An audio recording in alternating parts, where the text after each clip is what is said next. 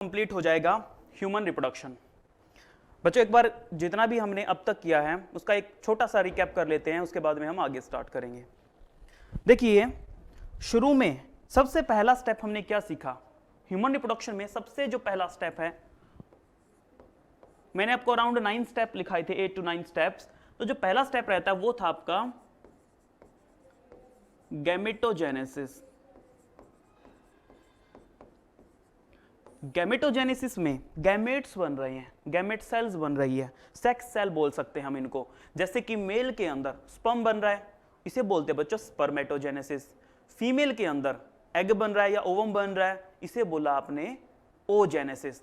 तो मेल में spermatogenesis, female में ओजेनेसिस।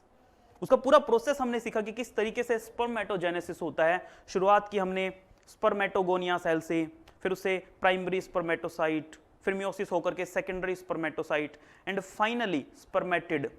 स्पर्मेटिड में बहुत सारे चेंजेस हुए बच्चों और वो बन गया स्पर्म। उसके बाद स्पर्म जा करके न्यूट्रिशन के लिए सर्टोली सेल के अंदर क्या कहा घुस जाता है, अपनी मुंडी घुसा लेता है ना, वो न्यूट्रिशन ले रहा है वहां से और फिर ल्यूमन में रिलीज हो जाता है, जिसे आपने बोला था कि स्पर्मिएशन हो रहा है, स्पर्मिएशन हो रहा है। ओवम के अंदर भी ऐसे ही प्रोसेस चल रहा था कि सबसे पहले आपने ओगोनिया से स्टार्टिंग की और मैंने आपको यह बताया कि ये प्रोसेस तो मदर के वुम्ब में ही, जब एक लड़की मां के पेट में होती है, वुम्ब में होती है, तभी स्टार्ट हो जाता है, लेकिन कंप्लीट नहीं हो पाता। तो वहां पे मियोसिस रुक जाता है और जब वो प्यूबर्टी में एंटर करती है तब बाकी का प्रोसेस होता है। प्रोसेस भी सिर्फ सेकेंडरी oocyte तक होगा बच्चों, एग नहीं बनेगा। सेकेंडरी oocyte को अगर स्पर्म टच करेगा तो ही मियोसिस 2 कंप्लीट होगा और फाइनली एग बनेगा। और तुरंत क्योंकि स्पर्म उसके टच में है तो स्पर्म अपना न्यूक्लियस उसमें डाल देगा, जाइगोट बन जाएगा। ठीक है ना। तो पहला जो स्टेप था बच्चों वह गैमेटोजेनेसिस, यानी कि गैमेट्स बन रहे हैं, मेल के अंदर स्पर्म बन रहे हैं, फीमेल के अंदर ओवम बन रहा है, या इन शॉर्ट सेकेंडरी oocyte बन रहा है। कमल आए हैं, कमल आवाज आ रही है आपको मेरी?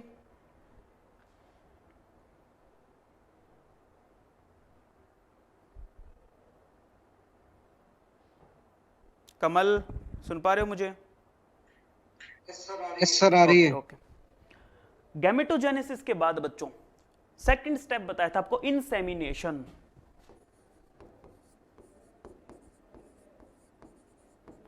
इंसेमिनेशन में क्या हो रहा है कि जो गैमेट बने हैं, मेल जो अपने गैमेट बना रहा है, मेल पेनिस के जरिए स्पर्म्स को फीमेल के रिप्रोडक्टिव ट्रैक्ट के अंदर डिपॉजिट कर देता है। वेजाइना का जो टिप रीजन होता है वहां तक डिपॉजिट कर दिए जाते हैं स्पर्म्स। अराउंड 200 से 300 मिलियन बच्चों स्पर्म्स को वहां पे डिपॉजिट किया जा रहा है, that is called insemination. Insemination के बाद क्या होगा? इंसेमिनेशन के बाद स्पर्म्स रन करेंगे और मरते जाएंगे। एसिडिक पीएच होगा, एसिडिक पीएच बहुत सारे स्पर्म्स को किल कर देगा। फिर बच्चों फीमेल के जो अंदर जो WBCs है उनको लगेगा कि कोई दुश्मन है, कोई फॉरेन सब्सटेंस है, तो वहां पे WBCs मैक्रोफेजेस वगैरह स्पर्म्स को खा जाएगी। तो ऐसे करते करते फेलोपियन ट्यूब की स्टार्टिंग पॉइंट तक सिर्फ 100 से 150 स्पर्म बचते हैं। आगे फिर वो फर्दर जाएंगे, रन करेंगे और बच्चों जा करके उनमें से कोई एक स्पर्म एग के साथ फ्यूज हो जाएगा और फाइनली हो जाता है फर्टिलाइजेशन।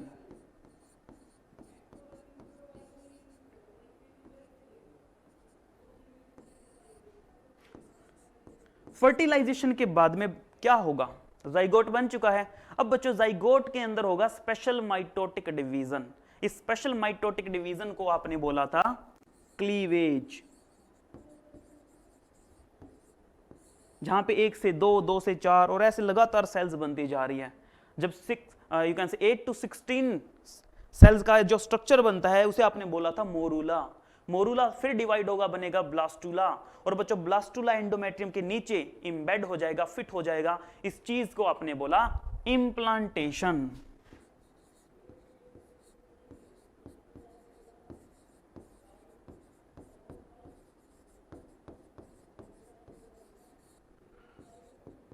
इम्प्लांटेशन के बाद में क्या होगा बच्चों?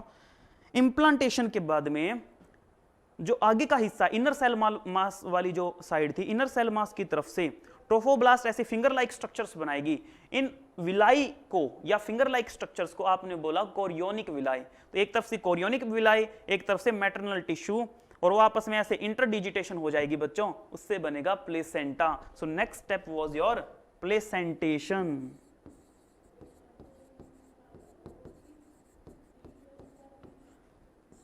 प्लेसेंटा के फंक्शंस भी हमने देखे कि मदर जो कुछ भी ले रही है, जो कुछ भी न्यूट्रिशन ले रही है, वो प्लेसेंटा के जरिए ही तो बेबी को मिल रहा है।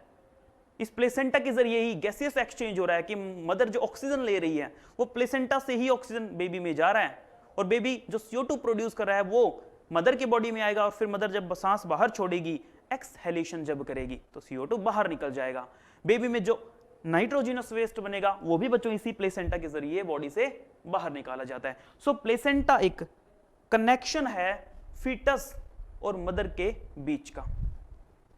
उसके बाद उस बच्चों वो जो स्ट्रक्चर है, वो जो एम्ब्रियो है, अभी एम्ब्रियो मान लो, एम्ब्रियो के अंदर जर्म लेयर्स बन रही है, और जर्म लेयर्स का बनना कहलाता है गैस्ट्रुलेशन, यानी कि गैस्ट्रुला बन रहा है। 3 जर्म लेयर्स बताई बच्चों मैंने आपको। एक्टोडर्म, बताओ कौन कौन सी 3 जर्म लेयर? नंबर 1 मेसोडर्म, ठीक है, very good. Ectoderm, mesoderm, endoderm. Very good. Gastrulation के बाद बच्चों ये जो जर्म लेयर बनी है, इन्हीं से बॉडी के सारे ऑर्गन्स बनने हैं, और ऑर्गन्स बनने को हम बोलते हैं ऑर्गेनोजेनेसिस। 9 मंथ तक बच्चों ऑर्गन्स बनते रहेंगे। फर्स्ट मंथ में कोई ऑर्गन बनेगा, सेकंड में कोई, थर्ड में कोई और ऑर्गन बनेगा, लाइक दैट बॉडी के अंदर ऑर्गन्स बन रहे हैं, और 9 मंथ तक सारे ऑर्गन बन चुके होते हैं, और जो फीटस है वो बिल्कुल रेडी होता है। मैंने आपको बताया था ना कि एम्ब्रियो कब बोलेंगे, फीटस कब बोलेंगे। एम्ब्रियो बोलेंगे सिर्फ 8 वीक्स, शुरू के जो 8 वीक्स है तब तक हम बोलेंगे उसे एम्ब्रियो। उसके बाद 8 वीक्स के बाद हम बोलेंगे उसको, 8 वीक्स नहीं सॉरी, कितना बताया था बच्चों मैंने आपको, बताओ मुझे जरा, मुझे ध्यान नहीं आ रहा। 8 वीक्स ही बताया था आई थिंक।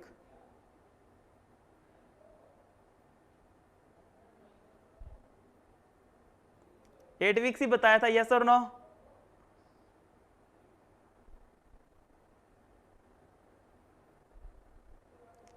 अरे कॉपी में देखने लग गए क्या? भूल गए? अभी कल ही तो करवाया है।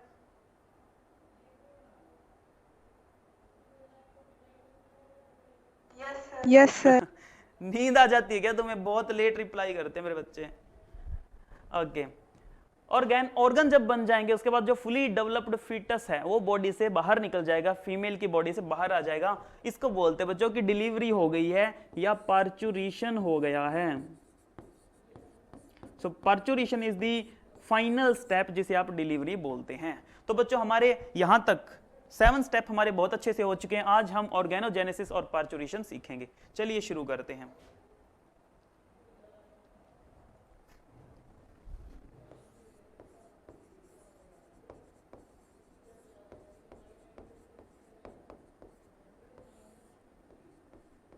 ऑर्गेनोजेनेसिस, देखिए बच्चों,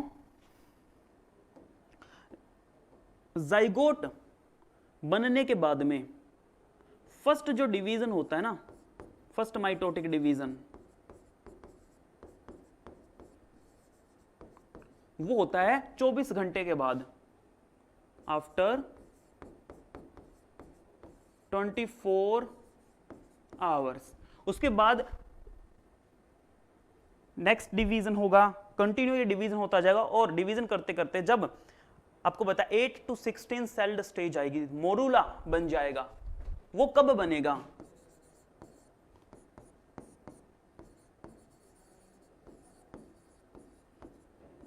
मोरूला फॉर्मेशन कब होगा बच्चों? मोरूला फॉर्मेशन होता है, अच्छा एक बात और याद रखना कि देखो फर्स्ट डिवीजन में ही ज्यादा टाइम लगता है 24 आवर। इसके बाद जितने भी डिवीजन होंगे ना उनमें टाइम कम लगेगा, ठीक है ना। जैसे कि शुरू में 24 आवर, फिर 12 आवर, ये टाइम जो है ये कम होता जा रहा है और फास्ट डिवीजन होता जा रहा है। तो morula formation you can say 3rd और 4th डे तक मोरूला फॉर्मेशन हो जाएगा। 3 to 4 डेज तक मोरूला फॉर्मेशन हो जाता है। उसके बाद ब्लास्टुला बनेगा, 7 डेज तक बच्चों ब्लास्टुला रेडी हो जाता है। यानी कि 1 वीक तक ब्लास्टुला रेडी हो जाएगा और वो एंडोमेट्रियम के अंदर इम्बेड भी हो जाएगा and it gets embedded into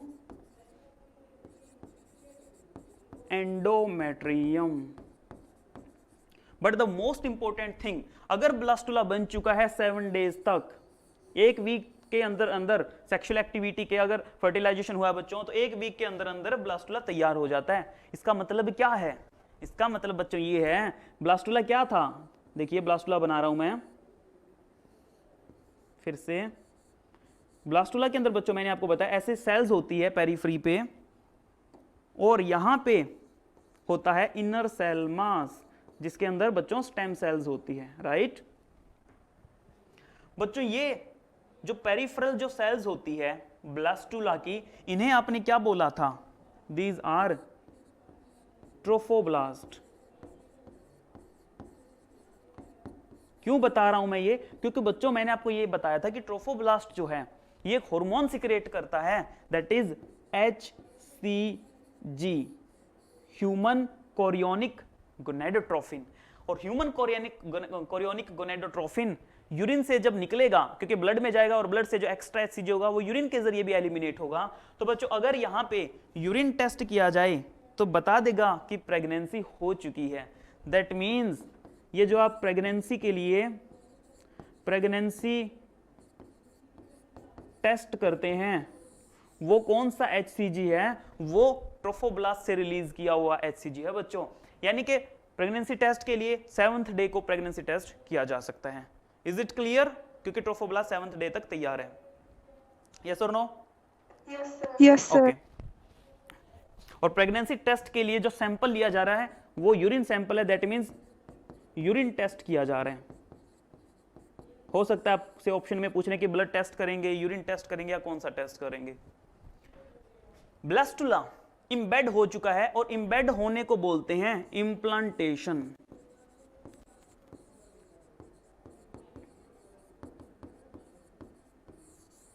implantation. और बच्चों इम्प्लांटेशन अगर एक कपल है, अगर वो टेस्ट करवाता है और डॉक्टर, फीमेल डॉक्टर उसको बोलेगा कि इम्प्लांटेशन हो चुकी है, तो फीमेल डॉक्टर है ना उसको बोलेगा भाई बधाई हो, ठीक है ना। तो वो बधाई हो कब बोला जाता है? वो बधाई हो बोलते हैं इम्प्लांटेशन की स्टेज पे। और बच्चों इम्प्लांटेशन से लेकर के, मेरी लाइन को ध्यान से सुनिएगा, इम्प्लांटेशन से लेकर के और डिलीवरी तक का जो टाइम होता है इससे बोलते हैं जेस्टेशन पीरियड। वो जो 9 मंथ की जो टाइमिंग होती है वो हम यहां से शुरू करते हैं, ना कि जाइगोट बनने से। नो, इम्प्लांटेशन से लेकर के और पर्चुरेशन तक के बीच की जो 9 मंथ होते हैं, this is called gestation period या pregnancy period. Is it clear? Yes, अब sir. देखिए बच्चों क्या होगा, इम्प्लांटेशन हो चुकी है। अब मान लीजिए प्रेगनेंसी का ना फर्स्ट मंथ चल रहा है, तो फर्स्ट मंथ में क्या चीज तैयार हो जाएगी?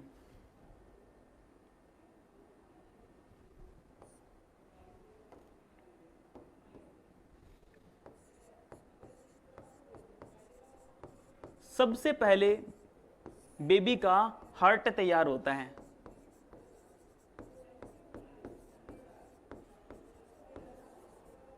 सबसे पहले बेबी का हार्ट तैयार होता है। उसके बाद बच्चों सेकंड मंथ में you will see limbs and digits. हाथ और छोटे छोटे उंगलियों के लिए छोटे छोटे आपको दिखने लग जाएंगे कि हाँ वो चीज वहां पे ग्रो कर रही है। और बच्चों थर्ड मंथ के एंड तक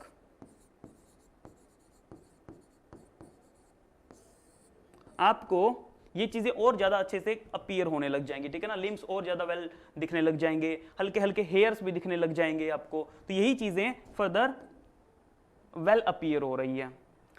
उसके बाद एक आपसे पूछेंगे क्योंकि है ना, हमें प्रिसाइजली नहीं करना है कि ये चीज हो रही है, क्योंकि हर चीज के अंदर थोड़ी थोड़ी ग्रोथ हो रही है। लेकिन वन थिंग इज इंपॉर्टेंट कि जब 5th मंथ होगा तब एक इंपॉर्टेंट एक्टिविटी होगी। क्या?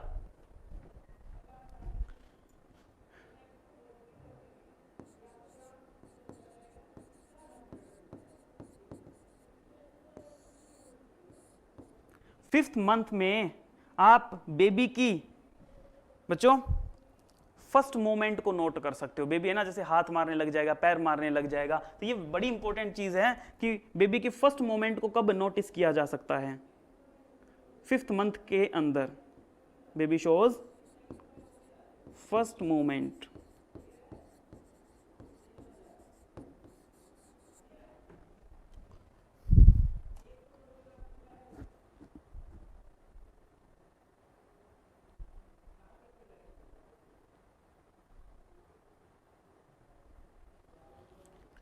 इसके अलावा सिर पे उसके हेयर वगैरह दिखने लग जाएंगे।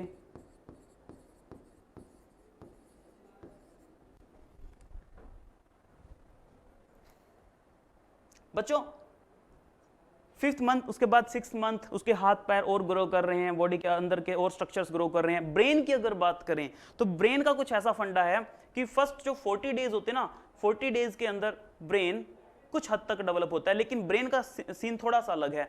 बच्चों 9 महीनों तक ब्रेन में धीरे धीरे डेवलपमेंट होती रहती है, यानी कि उसका कोई ना कोई पार्ट बनता रहता है, और इवन बर्थ के बाद भी ब्रेन की डेवलपमेंट जारी रहती है। बाकी ऑर्गन तो तैयार हो जाते हैं, लेकिन ब्रेन जन्म के बाद भी डेवलप करता रहता है। इन दिस वे उसके अलग अलग पार्ट तैयार हो रहे हैं। आप देखोगे कि 6 मंथ के एंड तक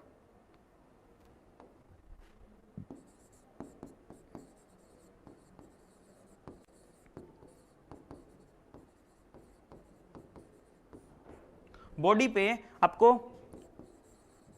you will see hairs, eyelashes etc. और बच्चों 6 मंथ, फिर 7 मंथ, फिर 8th मंथ बॉडी के लगभग पार्ट धीरे धीरे डेवलप करते जा रहे हैं, ग्रो करते जा रहे हैं, and at the end of 9th month सारे के सारे ऑर्गन तैयार हो चुके हैं। That means fully developed fetus is here, जो कि अब परचुरेशन के लिए रेडी है, डिलीवरी के लिए रेडी है। तो इन दिस वे उसके अंदर है ना अलग अलग टाइमिंग पे ऑर्गन्स बन रहे हैं। बच्चों जब बेबी पूरा तैयार हो जाएगा 9 month, back page, sorry screenshot लेना है, ये लो बच्चों।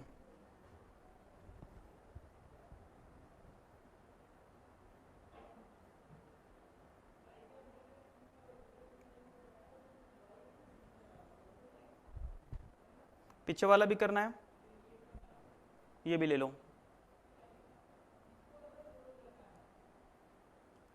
हो गया सर। अब देखिए बेबी पूरा तैयार हो चुका, 9 मंथ कंप्लीट हो चुके। अब क्या होगा बच्चों, बेबी के अंदर जो एक तो फीटस, खुद fetus and placenta, fetus and placenta बच्चों ये कुछ सिग्नल्स भेज रहे हैं, और इनके सिग्नल्स के कारण क्या होगा, यूट्रस के अंदर कॉन्ट्रैक्शन स्टार्ट होगी। इनके सिग्नल्स के कारण uterine mild, you can say ना बहुत हल्के हल्के यूट्रस कॉन्ट्रैक्शन स्टार्ट कर देगा, माइल्ड यूटेराइन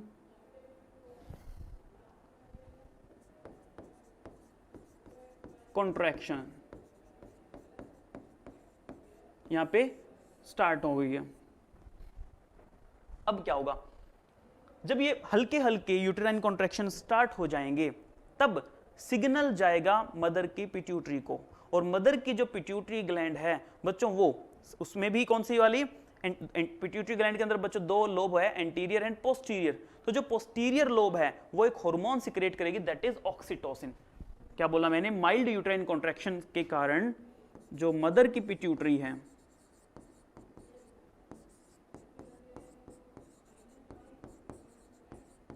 पिट्यूटरी में भी कौन सी बताया मैंने आपको, पोस्टीरियर लोब,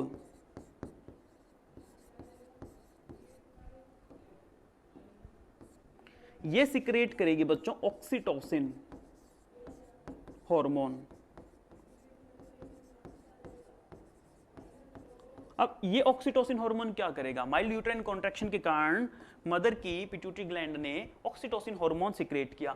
ये ऑक्सीटोसिन हार्मोन बच्चों जाएगा फिर से यूट्रस के पास, और यूट्रस को के अंदर जो मसल्स हैं, यूट्रस के अंदर जो स्मूथ मसल्स हैं, उनको और भी वाइल्ड कॉन्ट्रैक्शन करवाएगा। So uterus is doing like this continuously just because of this oxytocin. तो यूट्रस के अंदर वाइल्ड कॉन्ट्रैक्शंस हो रहे हैं, ठीक है ना। पहले नॉर्मल कॉन्ट्रैक्शन हो रहे थे, बहुत हल्के कॉन्ट्रैक्शन होते थे, लेकिन अब बहुत ज्यादा यहां पे कॉन्ट्रैक्शन स्टार्ट हो गई है। So uterus will start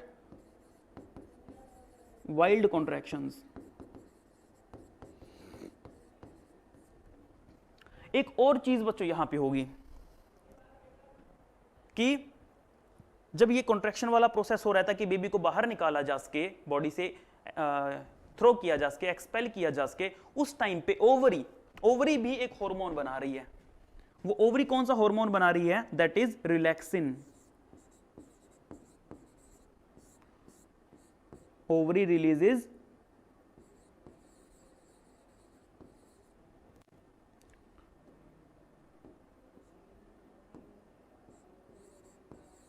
relaxin hormone. इसके बारे में बच्चों मैंने आपको पहले भी बताया था जब मैंने आपको मेंस्ट्रुअल साइकिल सिखाया था। ये रिलैक्सिन हार्मोन क्या करता है, और वहां पे आपको ये बताया था कौन सिक्रेट कर रहा है, कॉर्पस ल्यूटियम। मैंने बताया ना कॉर्पस ल्यूटियम लास्ट में जाकर के इसको सिक्रेट करेगा, अगर आपको याद हो तो। ये रिलैक्सिन जो पेल्विक गिल्डल है, पेल्विक गिल्डल मतलब बच्चों यहाँ पे जो हिप, यहाँ पे जो हड्डियां होती है उसको हम पेल्विक गिल्डल बोल रहे हैं, और वो पेल्विक गिल्डल बीच में से ऐसे कनेक्टेड है एक खास जॉइंट से। इस जॉइंट को बोलते हैं प्यूबिक सिम्फाइसिस। मैं यहां पे बनाता हूं, इधर पेल्विक गिल्डल बना रहा हूं बच्चों।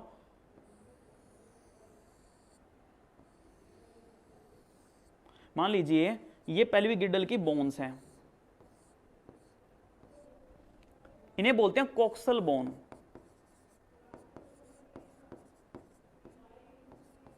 हमारे पास दो कोक्सल बोन है, और बच्चों इन दोनों कोक्सल बोन के बीच में यहां पे एक जॉइंट है, इस जॉइंट को बोलते हैं प्यूबिक सिम्फाइसिस।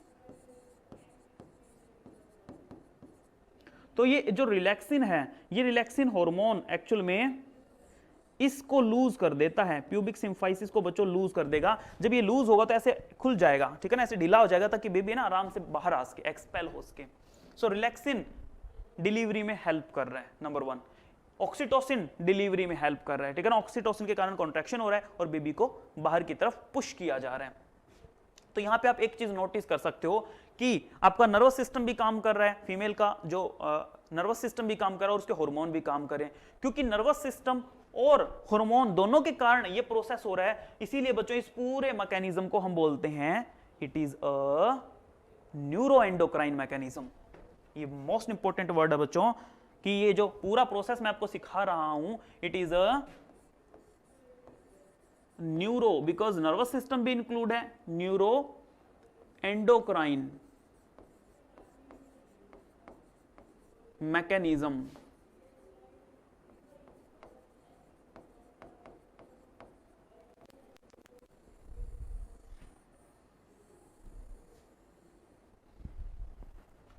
क्या आपको ये बात समझ में आई? यस और नो? Yes sir. ओके, सो मैंने बताया कि न्यूरो एंडोक्राइन मैकेनिज्म है बच्चों, जहां पे शुरुआत कैसे हुई है, फीटस और प्लेसेंटा, जब बेबी पूरा फीटस बिल्कुल रेडी हो जाता है तो फीटस और प्लेसेंटा ने कुछ सिग्नल्स भेजे जिसके कारण यूट्रस जो है हल्का हल्का कॉन्ट्रैक्ट कर रहा है। जैसे ही यूट्रस में कॉन्ट्रैक्शन स्टार्ट हुई तो सिग्नल गया, सिग्नल किसके पास गया बच्चों? Signal goes to mother's pituitary gland. Mother की पिट्यूटरी ग्लैंड के जो पोस्टीरियर लोब है उसने सिक्रेट किया ऑक्सीटोसिन। ऑक्सीटोसिन यूट्रस के पास आया और यूट्रस को ऐसे स्पीड से जल्दी जल्दी कॉन्ट्रैक्ट करवा रहा है सो दैट बेबी को बाहर पुश किया जा सके। कभी कभी बच्चों ऑक्सीटोसिन, कभी कभी है ना मदर की जो बॉडी है ऑक्सीटोसिन कम रिलीज करती है, तो डॉक्टर है ना जो डिलीवरी करवा रहे हैं वो ऑक्सीटोसिन का इंजेक्शन भी लगा देते हैं ताकि बेबी आराम से बाहर आ सके। क्योंकि ऑक्सीटोसिन हार्मोन प्रेगनेंसी में यू कैन से हेल्प कर रहा है, इसीलिए हम इसको यू कैन से एक ये बोलते हैं कि pregnancy you can say sporting hormone आप बोल सकते हो, ठीक है ना, कि प्रेगनेंसी को सपोर्ट कर। इसके लिए एक पर्टिकुलर टर्म है, मुझे भी ध्यान नहीं आ रही है, मैं फिर बताऊंगा आपको। So oxytocin is very important hormone for pregnancy. And finally baby जो है बाहर आ जाएगा। अब बेबी कहां से बाहर आएगा? बेबी कहां पे है? बेबी है बच्चों यूट्रस में, इस पार्ट में बेबी अभी है, यहां पे बेबी है और जो कनेक्टेड है मदर से।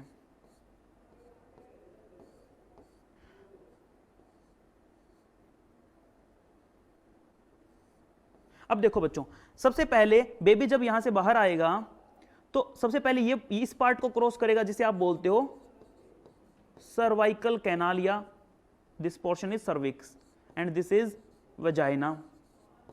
तो सबसे पहले सर्विक्स को क्रॉस करेगा, उसके बाद वजाइना को क्रॉस करके बेबी बॉडी से बाहर एक्सपेल हो जाएगा। सर्विक्स और वजाइना से बाहर आ रहा है, इसीलिए बच्चों इन दोनों पार्ट्स को हम बोलते हैं बर्थ कैनाल। इन दोनों पार्ट्स को हम क्या बोलते हैं? Cervix and vagina together called birth canal. Okay, बाहर आते ही सबसे पहले क्या करना है? जो अम्बिलिकल कॉर्ड मैंने आपको बताया था, उसके दोनों तरफ चिमटी लगाते हैं और उसको सर्जिकल ब्लेड से काटते हैं। ऐसे नहीं कोई भी ब्लेड या कोई भी सीजर उठा के काट दिया, नो, वो क्या होना चाहिए? स्टेराइल होना चाहिए बच्चों, कंटामिनेशन फ्री होना चाहिए, ठीक है। उस पर कोई भी ऐसा ना हो कि कोई खराब ब्लेड है, जंग लगा हुआ ब्लेड है, उससे कट कर दिया, अदरवाइज इंफेक्शन हो जाएगा, ठीक है ना। तो एक साफ सुथरा बिल्कुल फ्रेश ब्लेड से उसको कट किया जाता है। इन दिस वे डिलीवरी होती है। तो बच्चों डिलीवरी मींस पार्चुरेशन। तो पार्चुरेशन का प्रोसेस मैंने आपको सिखा दिया। क्या पार्चुरेशन सब बच्चों को क्लियर है? यस और नो?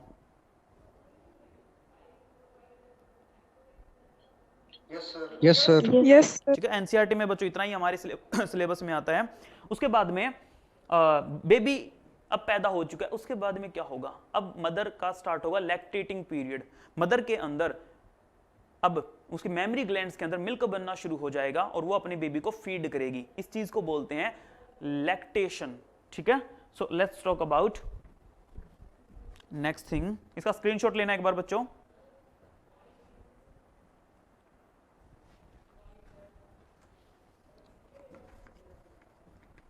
हो गया?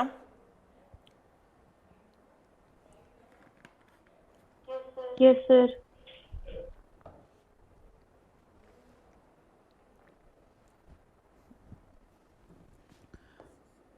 लैक्टेशन,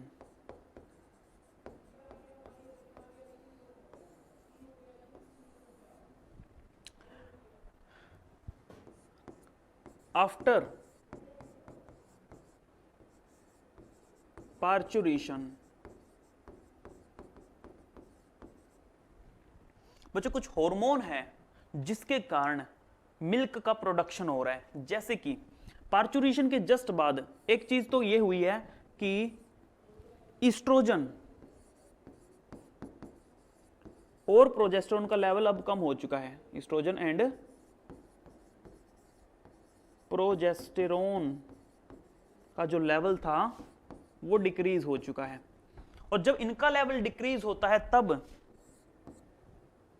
एक हार्मोन जो कि पिट्यूटरी ग्लैंड सिक्रेट करती है वो बहुत ज्यादा बढ़ जाता है, that is prolactin,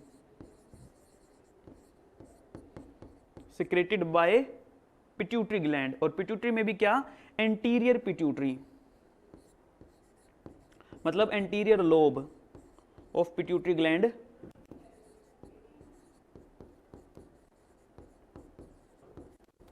secreting this prolactin.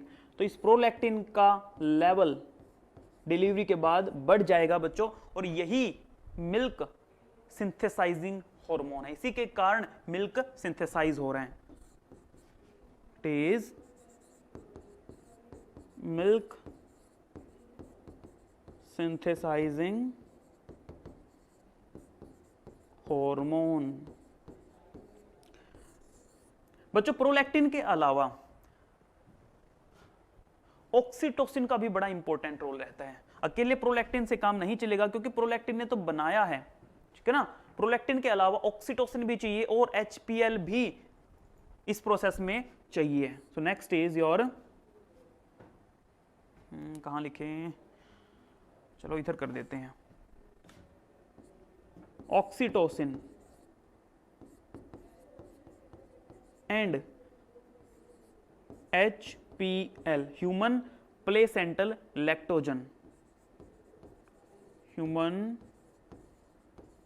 Placental lactogen. तो बच्चों मिल्क बनाने में HPL का भी रोल है, साथ में ये मेटाबॉलिज्म को भी मेंटेन करेगा, ठीक है ना, मेटाबॉलिज्म को भी ठीक रखेगा, रेगुलेट करेगा। और ऑक्सीटोसिन, ऑक्सीटोसिन के बगैर तो मिल्क बाहर ही नहीं आ सकता, यानी कि ये मिल्क रिलीजिंग हार्मोन भी है। पहले तो इसने डिलीवरी करवाई, अब ये मिल्क बनाया किसने, प्रोलैक्टिन ने, HPL ने, और बाहर कौन निकलवा रहा है, रिलीज कौन करवा रहा है, ऑक्सीटोसिन। तो इसके कारण मिल्क मेमरी ग्लैंड से बाहर आएगा, it is milk releasing hormone. बच्चों ये जो मिल्क प्रोड्यूस हो रहा है ये बड़ा इंपॉर्टेंट मिल्क है, ठीक है ना। और शुरुआती दौर में जो मिल्क होता है ना वो येलोइश कलर का होता है, दैट येलोइश फ्लूइड,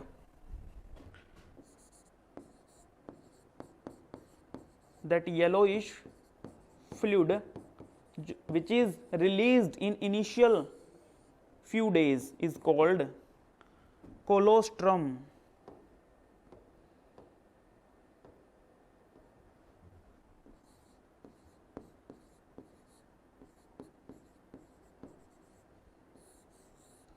माँ का जो शुरू का दूध होता है जो येलोइश कलर का होता है बच्चों, उसे बोलते हैं कोलोस्ट्रम। और ये कोलोस्ट्रम बहुत जरूरी है, ठीक है। क्यों जरूरी है, क्योंकि बच्चों माँ के इस दूध के अंदर एंटीबॉडीज होते हैं। कौन सी एंटीबॉडी, इसमें एंटीबॉडी बच्चों बहुत तरह की होती है, like IgA, IgG, IgE, IgD, 5-6 type के एंटीबॉडीज होती है। बट यहां पे कौन सी एंटीबॉडी है, कोलोस्ट्रम के अंदर जो मदर मिल्क है बच्चों, this is actually mother milk, इसके अंदर, इस कोलोस्ट्रम के अंदर प्रेजेंट है IgA एंटीबॉडी।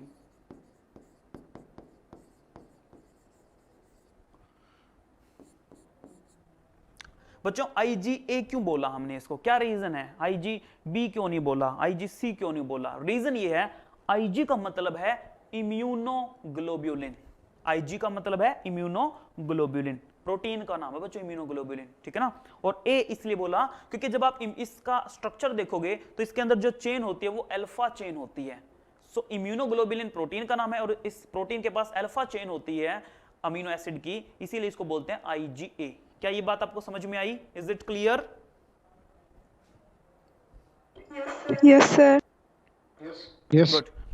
अब अगली बात, IgA एंटीबॉडी जब ये दूध बच्चा पिएगा तो उसके अंदर ये वाली एंटीबॉडी उसकी बॉडी में चली जाएगी।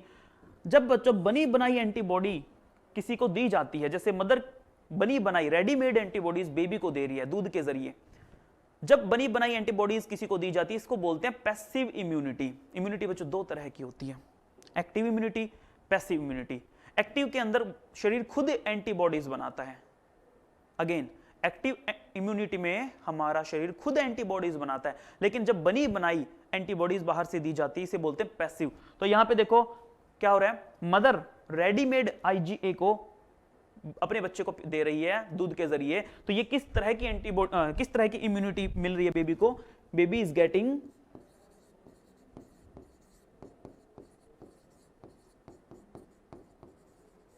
पैसिव इम्यूनिटी, ये याद रखना है।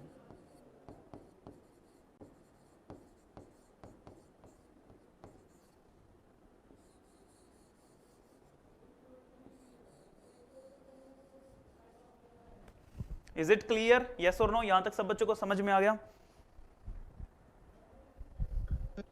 Yes, sir. ठीक है, तो चैप्टर भी आज हमारा Yes, कंप्लीट sir. हो चुका है बच्चों। अगर कोई डाउट है तो बताओ, अदरवाइज इसका मारो स्क्रीनशॉट फटाफट।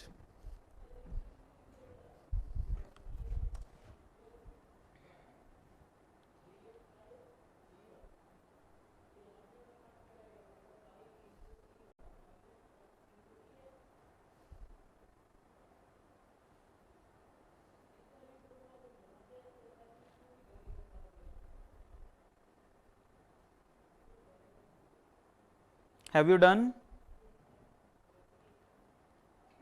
Yes, sir. Okay. बच्चों इस चैप्टर की जो टेस्ट है, क्वेश्चन वगैरह, डीपीपी वगैरह, मैं आपको कल पीडीएफ आपके व्हाट्सएप ग्रुप में डाल दूंगा, ठीक है? सोल्व ओके करना सर। है, और क्वेश्चंस में से जो भी डाउट होगे नेक्स्ट डे जब भी आपका मन करे आप उसे ले सकते हो डाउट्स, ठीक है ना? आज क्लास ओवर कर दें, इनफ है? Yes, sir. ठीक है, सर हाँ जी बोलिए।